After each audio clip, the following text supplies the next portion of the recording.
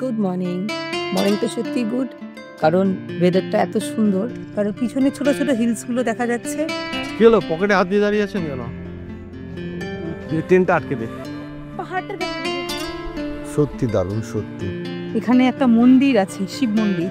আর তার আগে ঢোকার সময় তো আমরা দেখলাম যে ওখানে একটা ঝর্ণা ছিল। জায়গাটা কিন্তু যেমন শান্ত তেমন সুন্দর। কি বলবো আর, মন্দিরে উঠেই অপূর্ব ভিউ। রোপওয়েটা কিন্তু ভালোই স্টিপ, তবে দারুণ ভিউ আসছে এখান থেকে। আজকে যাবো আমরা রেন্টে থাকার জন্য নেচার ক্যাম্পে, ভঞ্জনগর ড্যামের পাশে। ওটা ব্ল্যাক বাক স্যাংচুয়ারি, জঙ্গলের মধ্যে। আজকে রাতটা একটু অ্যাডভেঞ্চারাস কাটাবো।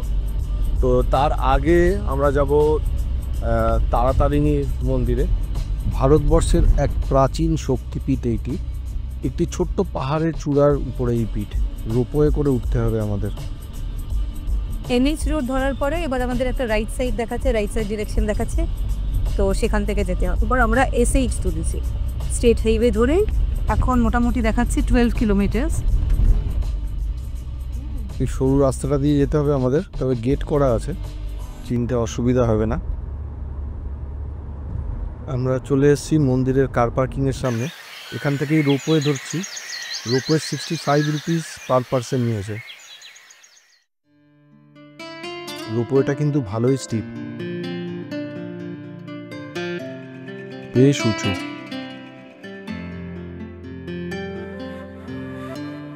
তবে দারুণ ভিউ আসছে এখান থেকে, দারুণ ভিউ আসছে। আমরা পৌঁছে গেছি তারাতারিণী মন্দির। কি বলবো আর, মন্দিরে উঠেই অপূর্ব ভিউ। এখানে বিরাজমান স্বয়ং মা ত্রিপুরা সুন্দরীর রূপ, মা তারা ও মা তারিণী। কথিত আছে দক্ষ যজ্ঞের সময় দেবী সতীর দেহের স্তনাদেশ এইখানেই পতিত হয়েছিল। সেই থেকেই এই শক্তিপীঠের এক অন্যতম আসন হিসাবে পূজিত হয়ে আসছে যুগ যুগ ধরে। মৌর্য সম্রাট অশোকের সময় থেকেই বুদ্ধ সন্ন্যাসীদের সাধনার জায়গা এই পীঠ। লাইন ওরমভাবে তোমরা না গেলে দেবে না। ভেতরে ক্যামেরা অ্যালাউড না, তাই দেখাতে পারছি না। দুটি শিলা রাখা আছে, যা মারই অঙ্গ হিসাবে পূজিত এখানে। বাহ, ওইখান থেকে পুরো 360 ডিগ্রি ভিউ আছে।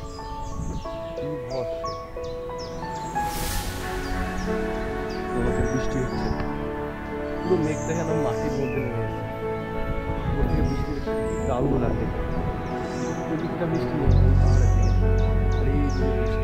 ভ্রমণ কমপ্লিট, মায়ের দর্শন হয়ে গেছে।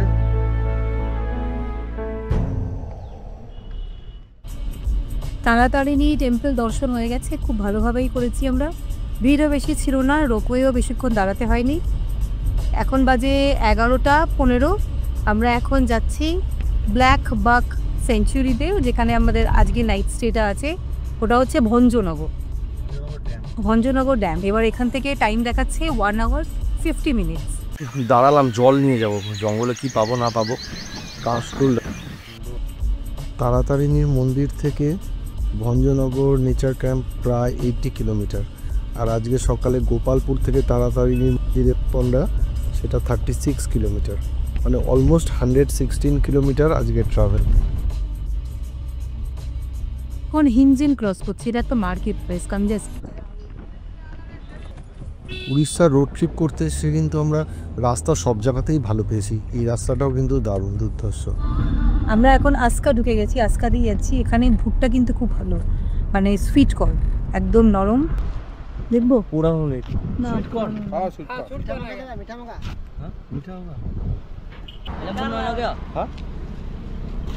नमक दे देना, नींबू नमक। ये गर्म है ना?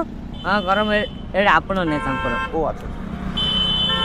এখান থেকে ভুট্টা নেওয়া হয়েছে, প্রত্যেকটা ভুট্টা এত নরম, এটা একদম ভালো, মিষ্টি। কিরণ খুব ভালো। দাদাই করলো এই যে। খুব ভালো, দাঁত নেইটা খাচ্ছি। আমরা ভঞ্জনগর পৌঁছে গেছি। এখন এখান থেকে দেখাচ্ছে 7.3 কিলোমিটার, মানে 11 মিনিট। এখন হঠাৎ করে খুব জোরে বৃষ্টি নেমে গেছে। তারাতারিণী মন্দির থেকে প্রায় 2 ঘন্টায় পৌঁছে গেছে। এখন প্রায় 1টা বাজে। আমরা পৌঁছে গেছি। ভঞ্জনগর নেচার ক্যাম্প কিন্তু উড়িষ্যা ফরেস্ট ডিপার্টমেন্টের ওয়েবসাইট থেকে বুক করতে পারবে। ওখানে নেচার ক্যাম্পের অনেক অনেক জায়গায় আছে, তো সেরকমই একটা আমরা সিলেক্ট করেছি। ওখানেই ট্যারিফ দেওয়া থাকে, এখানে নেগোসিয়েশনের কোনো ব্যাপার নেই। তো যেরকম যেরকম রেট পার ট্যারিফ লিস্টেড করা থাকে ওয়েবসাইটেই, অনলাইনেই বুক করা যায়। তো পৌঁছে গেছি আমরা, এখানে টেন্ট আছে অনেকগুলো, বেশ সুন্দর এরিয়াটা।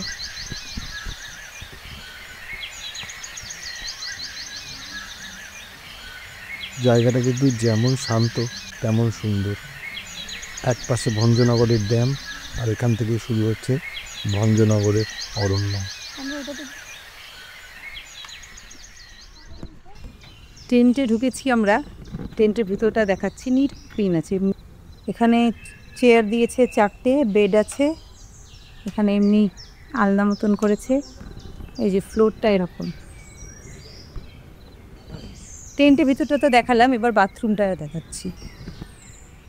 রেস্টুরেন্ট ঢুকে গিয়ে এখান থেকে অনেকটাই বড় ড্রেসিং এরিয়া, অনেক বড় টেন্ট, যেখানে একটা এরকম মিরর দিয়েছে। এই যে বাথরুম, এখানে একটা বেসিন আছে, মিরর আছে, আর এখানে কমোড আছে। কি হলো, পকেটে হাত দিয়ে দাঁড়িয়ে আছেন কেন? ট্রেনটা আটকে দে, চেন আছে ওখানে। লাঞ্চ রেডি হয়ে গেছে, এখন খেয়ে নি। আমরা বাইরেও খাওয়া যায়, বাইরে খাবো না, এইখানে খাওয়ার অ্যারেঞ্জমেন্ট। এখানে দিয়েছে ডাল, আলু ভেন্ডি ভাজা, ওতে আলু বেগুন সেদ্ধ, ভর্তা, और तो सलाद, बाकी भी नहीं सास। हाँ, मछली ये दोनों देगा। ডালটা সাম্বার দিয়ে ফুরন দিয়েছে, একটু কারি পাতা দিয়ে যাচ্ছি, কিন্তু টেস্টটা খুব ভালো। ভাই যারা স্যালাড দিয়েছে, একটা ভর্তা আছে বেগুনাটা দিয়ে।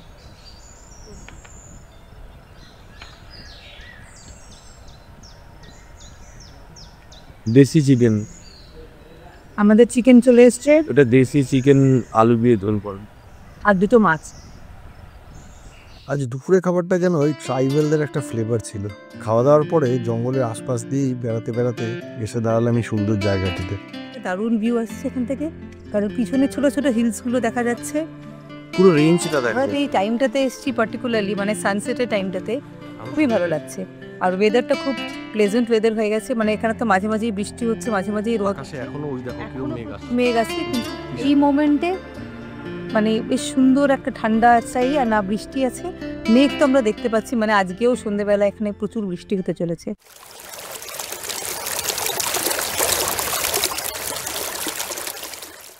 খুব সুন্দর একটা জায়গায় আসলাম আমরা।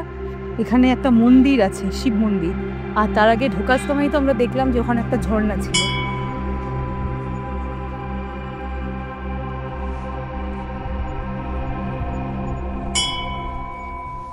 আমরা ওয়াচ টাওয়ারে হেঁটে হেঁটে উঠছি, আমি আর আমার বেটা, কারণ মেঘলা উঠলো না। বাবা শাশুড়ি মা নিচে বসে আছে, কিন্তু এখানে লিফট বানাচ্ছে। আমরা উঠে গেছি, আলটিমেটলি উঠে গেছি আমরা ওয়াচ টাওয়ারে। ভিউটা দেখো, পাহাড়টা দেখো দিদি, সত্যি দারুণ, সত্যি। উপরে অসীম আকাশ, আর দূরে ওই সবুজ পাহাড়, তার কোল ঘেঁষে দাঁড়িয়ে আছে এই ভঞ্জনগর বাঁধ। এখানকার নিস্তব্ধতা যেন সবসময় একটা কিছু না কিছু গল্প বলে। কখনো নরম মেঘেরা পাহাড়ের গায়ে মাথা রাখছে, কখনো বনের পথে ছুটে যায় হরিণের পায়ের মৃদু শব্দ। চারিপাশে ছড়িয়ে থাকা এই সবুজ গভীর শান্তি, সব মিলিয়ে ভঞ্জনগরকে যেন বানিয়ে তুলেছে এক অপরূপ জাদুঘর। 360 ডিগ্রি ভিউ দেখাই পুরো ভঞ্জনগরের। হ্যাঁ,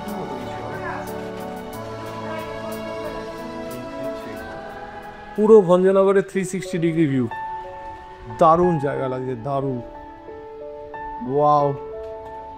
আর এই যে ড্যাম, ভঞ্জনগর ড্যাম, ড্যামের পাশেই কিন্তু একটা ওয়াটার থিম পার্ক বানানো, তবে ছেলেটা যেতে চাইছে না, তাই আমরাও আর যাচ্ছি না। আকাশে আটটু অন্ধকার নেমে আসলে তারপরে ফিরবো ক্যাম্পে, এখন এখানেই বসে থাকবো। রাতের অ্যাম্বিয়েন্সটা দেখাই। আমাদের খাওয়া দাওয়া একটু পরে হবে, এখন একটু আমরাও বাইরে বসে এনজয় করছি। এইগুলোতে বসে বসে আড্ডা মারা যায়, কিন্তু ক্যাম্পের বাইরের অবস্থাটা দেখাই একবার। আমার গাড়ি এখানে রেখে দিয়েছি।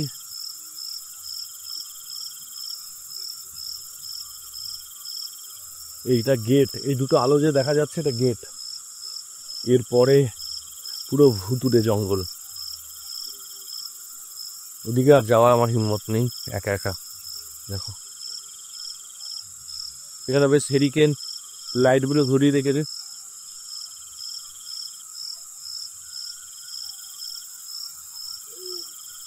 চারিপাশ শুধু ধুধু অন্ধকার। Good morning. মর্নিংটা সত্যিই গুড, কারণ ওয়েদারটা এত সুন্দর আর এই যে জায়গাটাই আছে এত ভালো লাগছে। সকালে মানে এটা এক একটা টাইমে এক এক রকম বিউটি। সকালের বিউটিটা কিন্তু সত্যি অসাধারণ। সারা রাত্রি বৃষ্টি হয়েছে, গাছগুলো একদম ফ্রেশ হয়ে গেছে, খুব জোর বৃষ্টি আর হয়নি। জায়গাটাও খুব সুন্দর। হ্যাঁ মানে জায়গাটাও দারুণ, আনডাউটেডলি দারুণ।